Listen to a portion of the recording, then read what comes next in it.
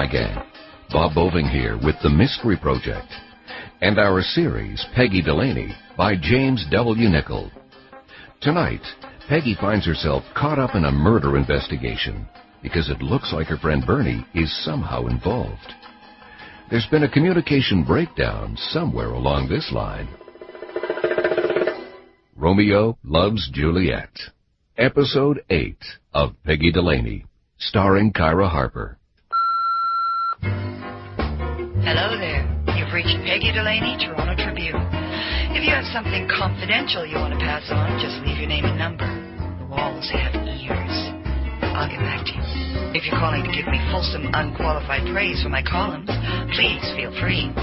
If you're calling to scream at me, fascist, communist, cop-loving, cop-hating, pro-lesbian, anti-lesbian, crypto-Bay Street swamp pig, go for it. After all, this is a quasi-democracy. Hi, kiddo, it's me. Why don't you drop around as soon as you can? I've got reporters all over the place. I feel sick. I'm in trouble. Have a nice day. Thanks. Cinderella Cleaning, where every day is wash day. You don't sound very happy about it. Why aren't you here? I just got your message, so I thought I'd call. Call? Why call? I said, could you come over? I didn't say call. If you called me and said you're in trouble and you wanted me to come over, would I call? No! I'd rush right over to Bernie. see you. I wouldn't waste time. Bernie! Are you all right? No.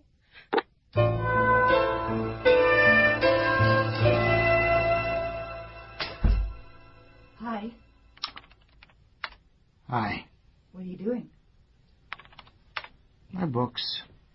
I don't see any reporters. That's because they're staking out my apartment. Why? Because, some old fag got murdered in my building today. Some old fag? That's not a very nice way to put it, is it? Oh, particularly since I'm an old fag, you mean? No, idiot. What's the matter with you? Bernie, what's wrong? Now you're going to clam up after I nearly broke my neck getting over here? You look pale. You know, you don't look very well at all. Thank God you brought some second-hand smoke with you. I should be feeling better any second. You knew this guy, is that it?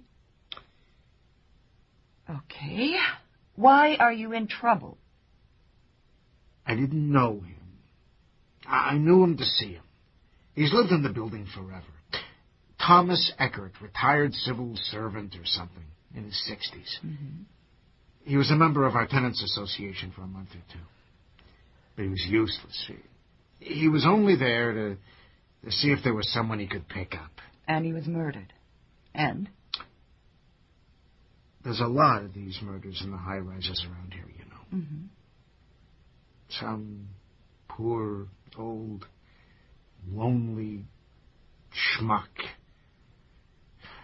wanders around the parks and streets, picks up the wrong young guy. Well, first you sound like you hate him.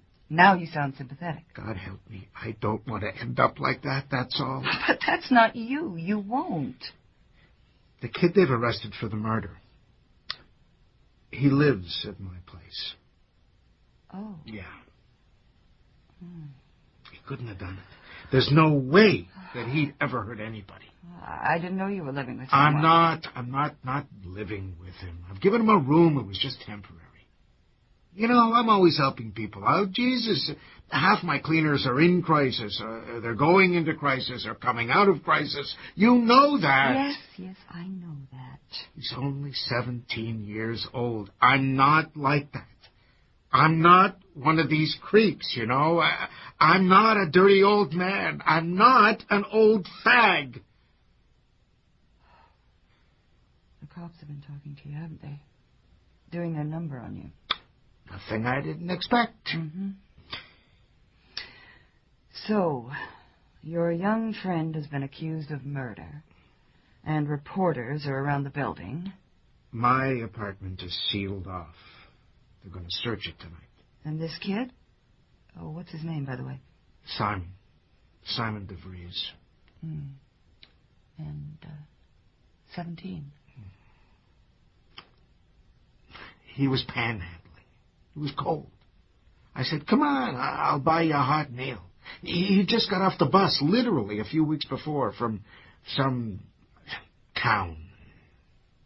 He was one of these kids, beat up since he was 12 for being a fairy. He tried to take his own life a couple of times. He has these scars on his wrists. He's like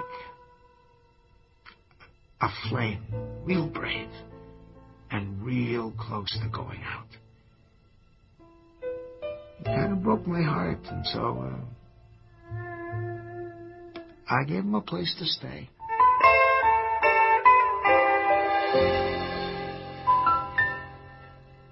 Bernie's such a good person. Yeah, dumb though, sometimes, about people. Pass the asparagus? This is so good. Thanks.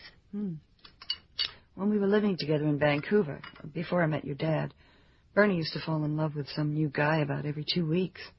He was a tragedy queen back then. It was his fate. Anyway, I've got to go with him tonight to see this kid at the Dawn jail. He says he wants me there. So what happened, anyway? I told you. You didn't tell me the details. Was he stabbed, strangled? God. It won't be anything I haven't seen like 1,000 times before. On TV. But this is for real, Amber. Bernie said the cops told him that, well, he was drowned. Drowned? In his bathtub. He had all his clothes on, well, except he was in bare feet. Which is sort of curious, isn't it? And he was handcuffed. What do you mean, handcuffed? Well, his hands were secured behind his back by handcuffs, and he was lying face down in a tub full of water, dead. You mean, like, police handcuffs? No, not exactly police handcuffs, no. The kind you buy in a store. What kind of store? Sex store. Oh. This asparagus is really good. So tender. And what else? Oh, nothing, really. Apparently, he had called 911 about 20 minutes before, saying Simon DeVries was threatening to do him harm. But then, when a couple of cops arrived to settle things down, he didn't answer. They got the super to let them in. His apartment was turned upside down, like someone had been looking for something, and by that time, unfortunately, he was dead. But how did they know to look for Simon at Bernie's? And if he did do it, like the murder, well, how come he didn't just run? It's all on the 911 tape, well, according to the cops. It seems Eckert gave them Bernie's apartment number, and he said Simon had just left his place, but was threatening to come back in a few minutes, wanting money or else. After they found the body, the cops went down to apartment 412. Bernie had given the kid a night shift job cleaning offices, so he sleeps during the day. He answered the door. Are you Simon DeVries? Yes. That was that. But that proves he's innocent, doesn't it? Because he was still there. He didn't run. Or that he didn't know Eckert had called 911. Bernie's just too generous.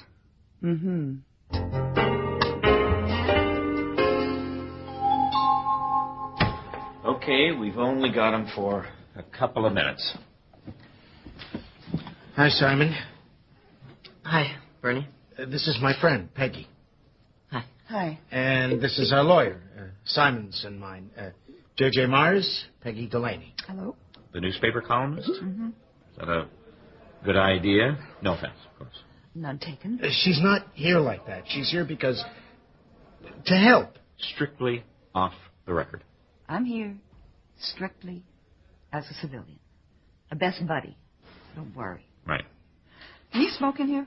I don't think so. So, how are you, Simon? I don't know. I'm sleeping and then I'm arrested for murder. I'm in jail. I keep thinking maybe it's a dream, Bernie. You know, maybe I'm still at your place, you know?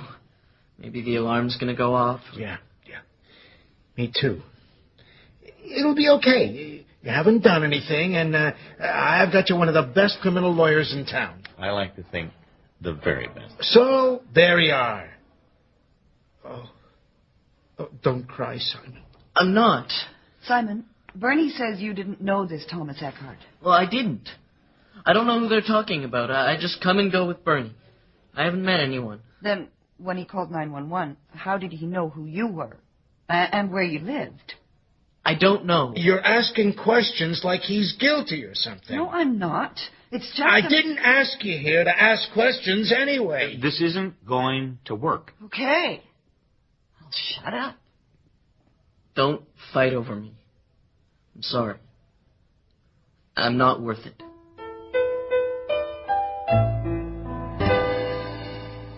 And good evening to you, Miss Delaney. Hi, Charlie. And good evening to... Don't tell me. I'll get it. It's... Okie dokie. I give up. Bernie. Oh, you bet. And what can I get you tonight? Johnny Walker Black on the rocks. Double. Oops. No, I can't order that, can I? I'll have a coffee. Oh, go ahead and order it. Okay. And I'll have a coffee. Oh, you bet. I wouldn't have ordered a drink in front of you ordinarily, but I feel these are extreme circumstances. I'm not a wino, Bernie. It won't bother me. So, how's everything going with, Haven't had a drink in 3 weeks. That's wonderful. Hey, that's just terrific. Yeah. So, that counseling place you go to, that Barbados guy, it's really paying off. He must be... Oh, I don't go there anymore. Don't? No. He got me over the hump. I'm fine now. Do you think that's wise? I mean... He was a bit of an ass. He didn't understand me, what I do, how I have to live this crazy business of mine. He wanted me to change just about everything, even coming here to the Blue Moon, for God's sake. Change old drinking patterns, construct a whole new lifestyle. Well, the hell with that. I can stay sober, Bernie, and still be with people I like and go where I want and not change a damn thing. He just really started to bug me. Well, what's Amber think about you not going there anymore? She was so pleased. She was just bubbling over to me. Okay, I haven't told her yet.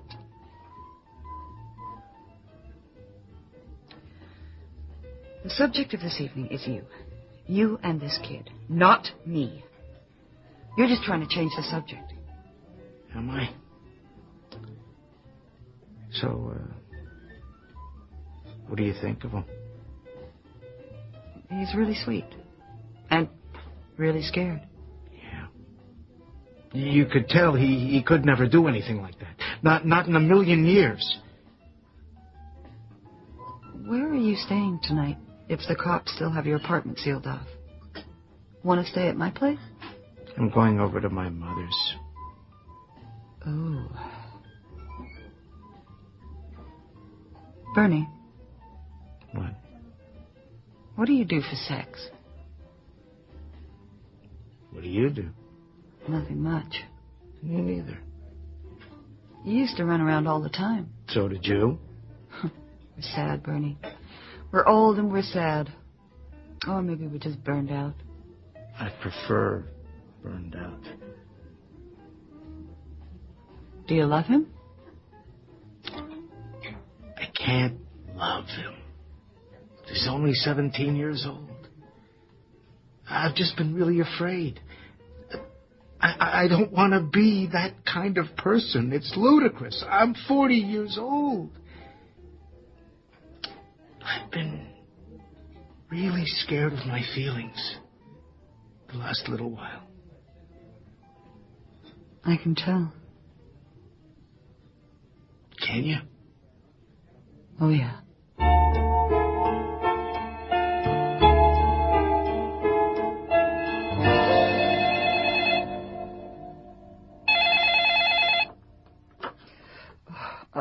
What? J.J. Mars just called me. He's been talking to the police. Hello?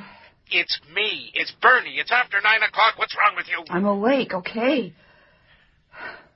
Bernie? J.J. Mars just called. The cops say Simon's fingerprints are all over Thomas Eckert's apartment. Oh, Bernie. And the cops found something. In my place. What? He wants me to go over to his office. He wouldn't say.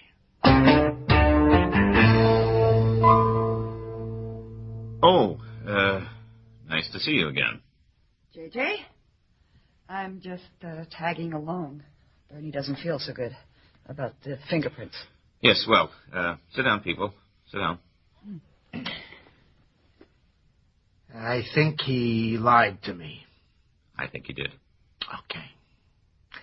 What did they find at my place? What did the cops say? Well, according to my source in the police department, and it's an excellent source, they found, squeezed between two cardboard boxes down in your storage locker in the basement, a leather hood. A leather hood? That's right. As I understand it, a leather hood with no eyes or mouth, used to pull down over someone's head and secure around the neck for lovemaking, so to speak. A restraint, S&M, that kind of thing. Well, it's not mine. It's not his, is it?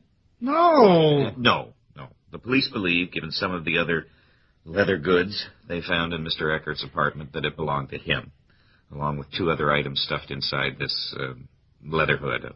A roll of $100 bills, $10,000 worth, and a key that just happens to be a perfect fit for those handcuffs that secured Mr. Eckert's arms behind his back. Oh, God. Mr. Sniderman, I think our case has just taken a turn for the worse.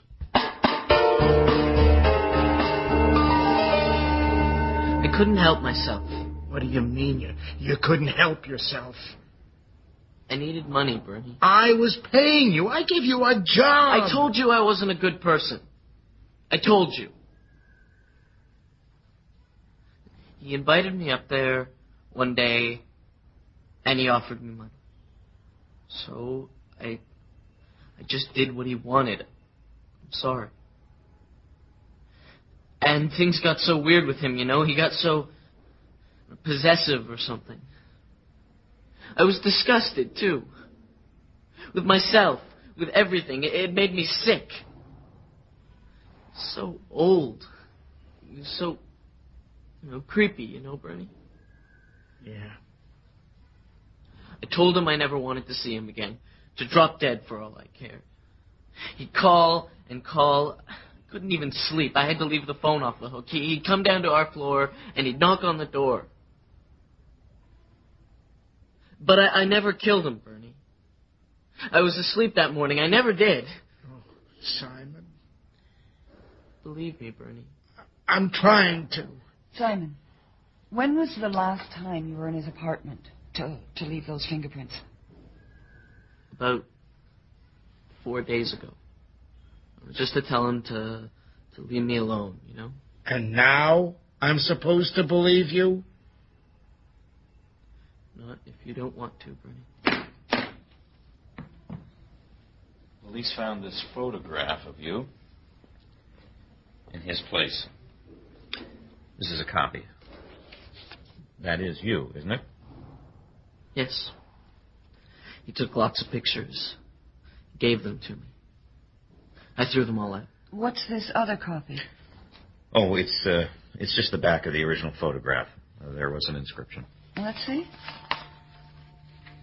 For here lies Juliet, and her beauty makes this vault a feasting presence full of light. That was his name for you? Yes. Jesus. Do you know what happened to Romeo and Juliet, Simon? No. They both died.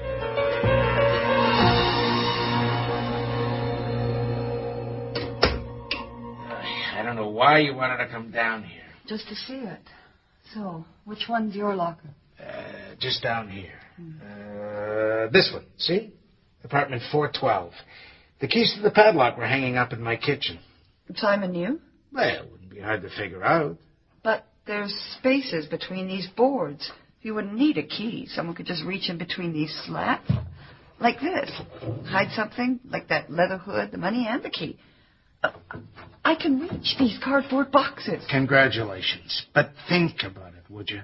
There's 185 apartments in this building. 185 storage lockers. The killer runs down here and just happens to pick mine. Come on, let's go. This place gives me the creeps. Always has. Besides, we're on camera. They'll see us. What? Who will see us? Well, The cops, if they look, they'll think I'm trying to, I don't know, mess with the evidence. Where's the camera, Bernie? There. Up there. See? There's one at the end of each aisle. There's a bunch of them. Did Simon know they were here? I don't know. I didn't. Not until my lawyer said the cops had taken all the videotapes, and I said, what videotapes? See, I knew there'd been trouble with someone breaking into lockers down here, but they didn't tell anyone about setting up these cameras because they figured whoever was stealing could quite likely be a tenant. They didn't want to tip them off, so they hired a security company on the QT. And? And? Well, what was on the tape? Oh, nothing, according to JJ. See, the cameras are light sensitive. They only run when someone unlocks the door and switches the lights on. It's always pitch dark in here, and you have to turn the lights on. And there was no one caught on the tape hiding that stuff? No. How is that possible? Good question. Thanks. And what's the answer, if you don't mind me asking? No. Well, that Simon was hanging around the building during the day, and that though they tried to be discreet, he could easily have seen what the security company was up to. So he simply didn't turn on the light switch. He used a pen light, maybe, or found the locker in the dark. Smart. Yeah. Smart. And how long had that videotape been in the camera? Long enough. They replaced them periodically. They were replaced 2 days before the murder. Why? Oh. JJ, Thomas Eckert calls 911 and says Simon is threatening to kill him, right? Right. But if Simon, contrary to appearances, is innocent, who does that leave? Oh, another one of Eckert's freaky little friends. Probably had a stable full. Right. So, you're saying this other guy comes along after the 911 call and before the cops arrive, 20 minutes later. One hell of a coincidence, isn't it?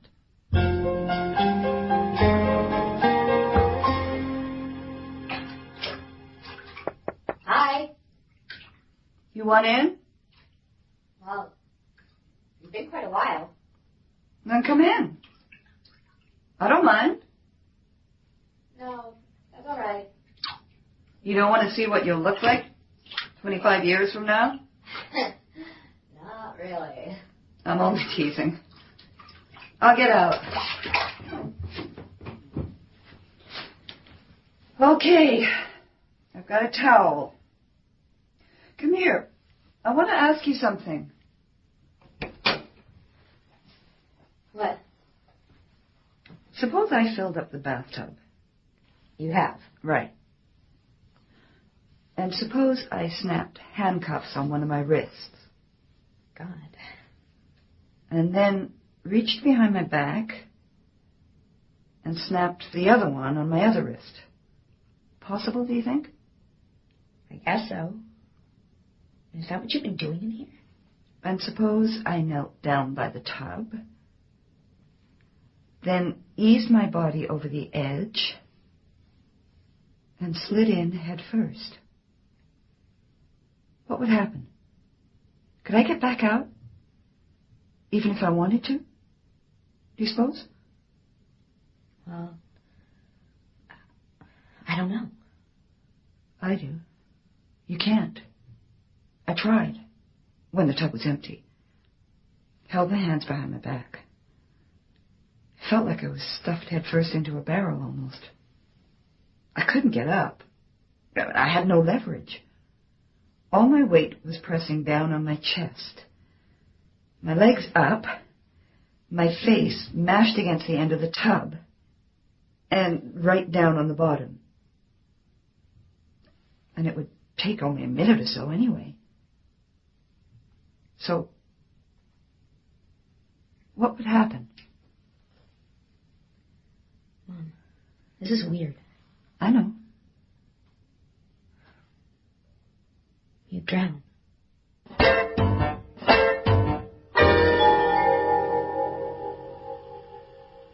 That is Thomas Eckert, isn't it? Yeah. Kneeling down in front of your locker. Yeah. planting the evidence. You know, George, my super, he said, "What, are you crazy? Why do you want to see the old videotape, the one before the murder?" Oh, God. Thomas Eckert, a.k.a. Romeo. When Romeo thought Juliet was dead to him, never to hear her voice again, her touch, her kiss, he killed himself. This schmuck. He wanted to take Juliet down with him, didn't he? Bernie? I think Simon should be okay now. Do you? What makes you think that? He'll do anything anyone asks him to. He's all messed up. Yeah. Unlike you. And unlike me. So, I guess the question is, given that you are in love with him, are you going to be okay?